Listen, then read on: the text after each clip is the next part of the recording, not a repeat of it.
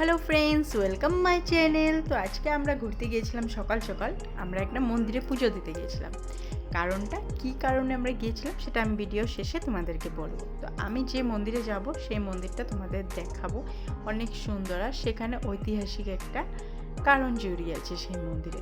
সেই মন্দিরে ঠাকুর শ্রীরাম আর লক্ষ্মণ একসাথে যজ্ঞ করেছিল, আর যেখানে যজ্ঞ করেছিল সেই জায়গাটার আগুন এখনও জ্বলে। সেই জায়গার আগুন এখনও তাপ আছে আগুনে।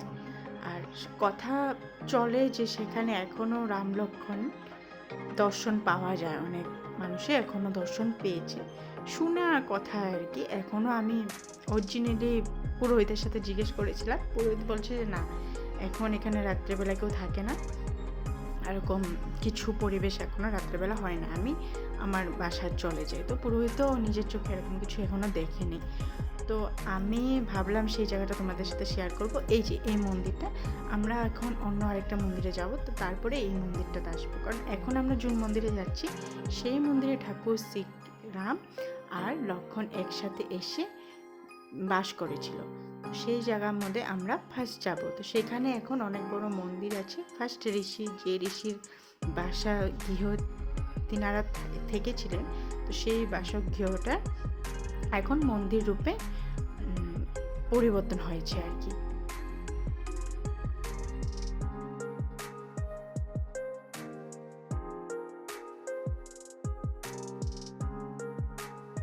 তো আমি এখন মন্দিরের ভিতরে যাব। তো পুচকি আর ওর বাবা একটু দোকানে যাচ্ছে, তো আমি এখন মন্দিরের ভিতরে তোমাদের সাথে আমি সব ভিডিও শেয়ার করব। অনেক ফল গাছ আছে এখানে, তো আমি দেখাচ্ছি। মৌসম্বির গাছে মৌসম্বি ধরেছে, লিচু, আম, কাঁঠাল সব গাছ আছে আর কি।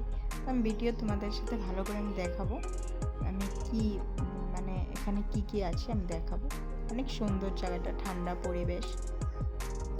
তো এখন আমরা প্রথমেই ঢুকে দেখব ঋষির মন্দির। এটা হলো ঋষিটার মন্দির। তো এখানেও পুজো করে মানুষ। তারপরে এখানে পুজো করার পর আমরা মন্দিরের ভিতরে প্রবেশ করব। তোমরা দেখতে পাচ্ছ, ভালো করে ভিডিও দেখো, অনেক সুন্দর পরিবেশ। নিচে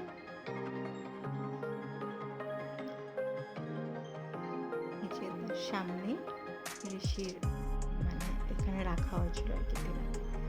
তো এখানে এই ঘরটা দেখতে পাচ্ছ, তো এই ঘরটা বিয়া প্রোগ্রাম আর কি, যে কোনো অন্নপ্রাশন অকেশন প্রোগ্রাম যেগুলো আছে আর কি, বিয়া অন্নপ্রাশন, তো সেগুলো হয় আর কি। এই যে এই ঘরটা, আর এই যে এটা হলো মেন মন্দির।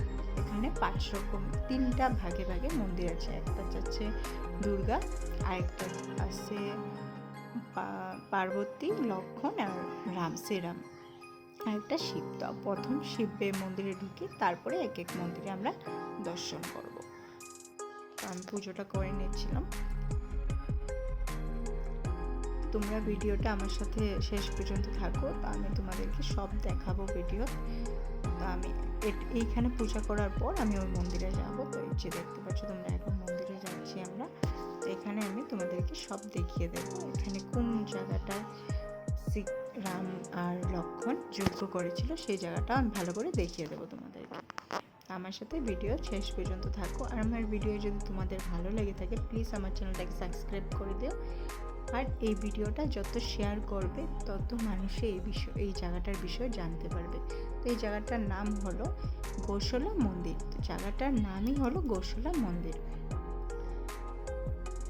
আর এই জায়গাটা যেটা প্লেসটা পড়ে বরঙ্গাজুলি, ডিমাকুচি পার হয়ে বরঙ্গাজুলি বলে, তো সেখানে গোশালা মন্দির বলে চেনা যায় আর কি জায়গাটার নাম।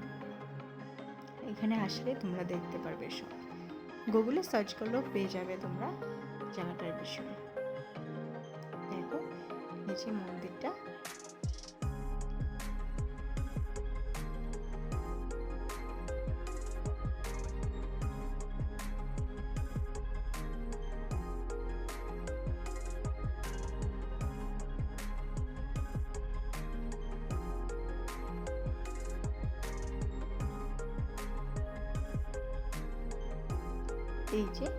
এই যে দেখতে পাচ্ছ নিচে সিঁড়ি দিয়ে দিয়েছে। তো এই যে মেন মন্দির, এখানে রাম লক্ষ্মণ মন্দির। আর এই যে সিঁড়ি দেখতে পাচ্ছ, এখানে নিচে নেমে পুকুরি মাঝে যজ্ঞ হয়েছিল। এখন এখানে চারোদিকে জল হয়, কিন্তু এই যেখানে টিন দিয়ে রাখা আছে আর কি যজ্ঞ, সেই জায়গাটা কখনো জল ওঠে না।